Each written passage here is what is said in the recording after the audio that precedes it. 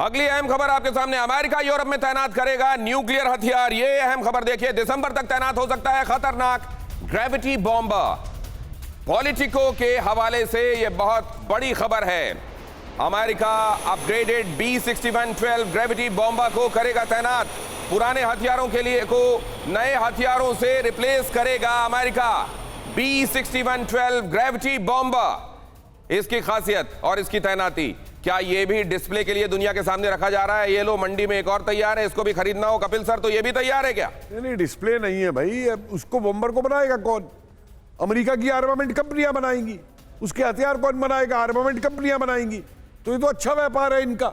और यूरोप से क्या ये मुआवजा नहीं लेगी उनके डिफेंस का? आप समझते हैं बिना किसी बात का मुआवजा लिए हुए यूरोप का डिफेंस कर देंगे ये लोग? और एक बात मैं और कहूंगा दिनेश जी, कि ये हमें थोड़ी अपनी टर्मिनोलॉजी भी चेंज करनी पड़ेगी। War is war. ये सभी मछली किसानों को बेबी फिश सप्लाई करके महीने का 2 लाख कमा रहे हैं। आपको भी करना है ये बिजनेस? तो फ्रीडम ऐप को अभी डाउनलोड करें। Proxy war, cold war, behind the scene war, guerrilla war, कुछ नहीं। इट इज प्लेन वॉर, चाहे वो इकोनॉमिक वॉर है, चाहे वो आर्म्स की वॉर है, चाहे वो टेररिज्म की वॉर है। We are into an age of war. This 22nd century will be known as a century of war and destruction. क्या इस सेंचुरी की पहचान century of war and destruction के तौर पर होने वाली है? अभी तक तो यही दिखाई देता है। आने वाले दिनों में भी जब आप ये देखते हैं कि चाइना ने ताइवान को फतेह करने के लिए डेडलाइन रख रखी है, उसने अपने और मंसूबों को आगे और बढ़ाने के लिए डेडलाइंस बना रखी हैं, तब ये समझ में आता है कि ये प्रेडिक्शन यूं ही नहीं है। जरा ये अहम खबर देखिए, रूस भुगतेगा न्यूक्लियर अटैक का खौफनाक अंजाम। अमेरिकी विदेश मंत्री एंटनी ब्लिंकन की रूस को खुली धमकी। रूस और खास तौर से पुतिन को यूनाइटेड स्टेट्स का डायरेक्ट मैसेज। ब्लिंकन ने कहा खुद पुतिन तक अमेरिका का जवाब पहुंचा दिया है। अब सवाल यह है कि ये अगर जवाब पहुंचा दिया है, आपकी अपनी खुफिया एजेंसियां ये कह रही हैं कि ऐसा नहीं होने वाला, तो आप ये बार बार कहकर क्या दिखाना चाह रहे हैं?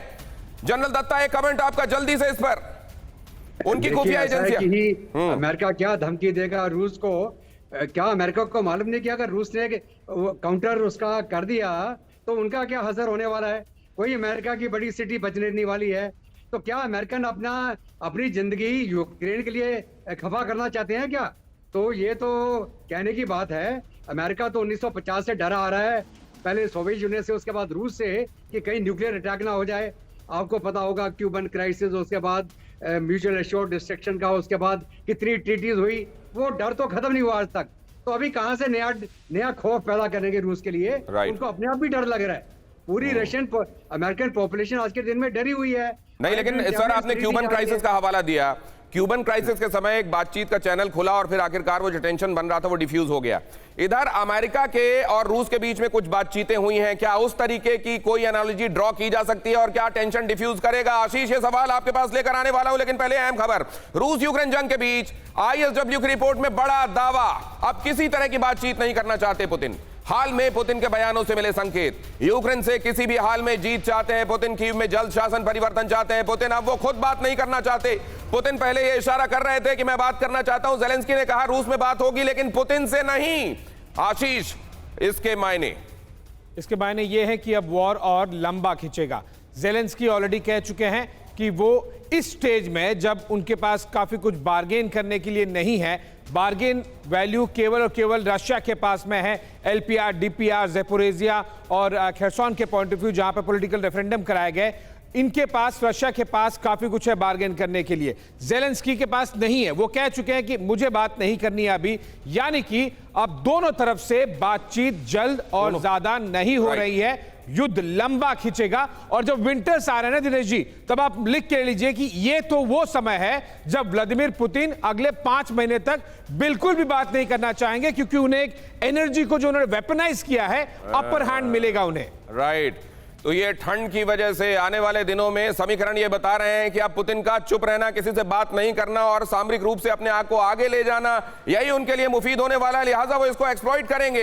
एनर्जी को वेपनाइज जिस तरीके से किया गया, आशीष ने आपको बताया, ये कमाल का एनालिसिस। अब ये देखिए जरा पुतिन की जीत का फॉर्मूला अभी जो समझ में आ रहा है। और कुछ ही दिनों पहले आशीष के साथ मेरी बात हो रही थी, उन्होंने ये कहा था कि जैसे ही ये रिजर्विस्ट को सामने लेकर आएंगे, उससे पहले आप देखेंगे हवाई हमले तेज हो जाएंगे। उसके साथ साथ में क्या चल रहा है जरा देखिए। यूक्रेन में बमबारी तेज की, असल में ये उसी का एक हिस्सा जो आशीष बता रहे थे। मकसद क्या है?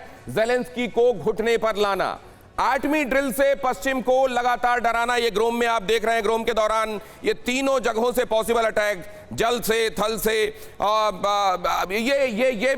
ये भी यही बताने की कोशिश कि आप अगर ये सोच रहे हैं कि किसी एक जगह पर हम कमजोर हैं, तो ऐसा है नहीं। न्यूक्लियर में हर तरीके से हम निपट सकते हैं, हम ट्रायड के साथ अपने तैयार हैं। यहां देखिए, अमेरिका को जंग में आने की चुनौती दे रहा है। यहां पर मकसद क्या है? रूसी यूरेनियम पर निर्भरता से बाइडेन को डर है, लिहाजा बार बार ललकार रहा है कि आ जाओ, तुम्हारी कमजोर नसें हमको मालूम है, तुम नहीं आ सकते, तुम इसी तरीके से फ्यूल करते रहोगे, आओ सामने आओ एक बार खुद। और ये हो क्या रहा है? संकेत यह है कि अमेरिका को रूस के आगे झुकना पड़ेगा।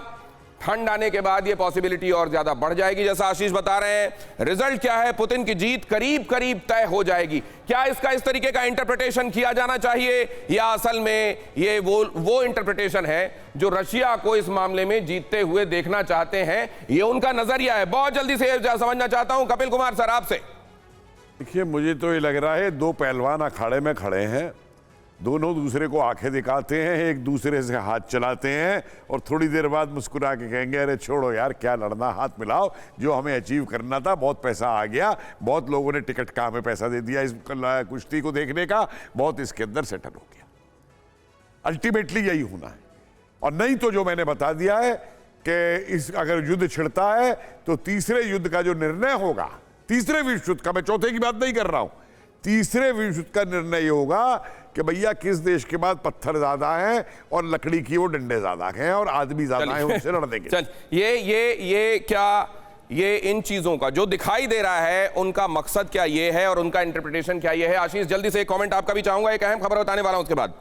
देखिए, इन दो बड़े पहलवानों के बीच में जो प्रोफेसर साहब ने बताया ना, छोटे मोटे बहुत सारे पहलवान, चाहे वो यूरोपीय यूनियन के होंगे या यूक्रेन टाइप के होंगे, उनकी बलि चढ़ेगी। नो डाउट, अगर किसी को सबसे ज्यादा फायदा हो रहा है इस पूरे वॉर में, वो एक तरफ अमेरिका है जिसकी मिलिट्री इंडस्ट्रियल कॉम्प्लेक्स को दनादन ऑर्डर्स मिलते जा रहे हैं, दूसरी तरफ रशिया है जो अपनी सुप्रीमेसी को डोमिनेट करने की और अपनी रीइंफोर्स करने की कोशिश, साथ ही नए ग्राहक भी मिल गए हैं उस डोमेन में जहां जैसे कोई पहले ऑयल नहीं लेता था, सैंक्शंस का डर था, अब इंडिया भी ऑयल लेता है, बहुत सारे लोग ऑयल लेते हैं, दोनों को फायदा हो रहा है और दोनों ही इस युद्ध को और थोड़ा लंबा खींचने में दोनों युद्ध और लंबा खींचना चाहते हैं। मोहब्बत अब तिजारत नहीं, अब जिंदगी तिजारत हो गई है। ये सभी मछली किसानों को बेबी फिश सप्लाई करके महीने का 2 लाख कमा रहे हैं। आपको भी करना है ये बिजनेस? तो फ्रीडम ऐप को अभी डाउनलोड करें।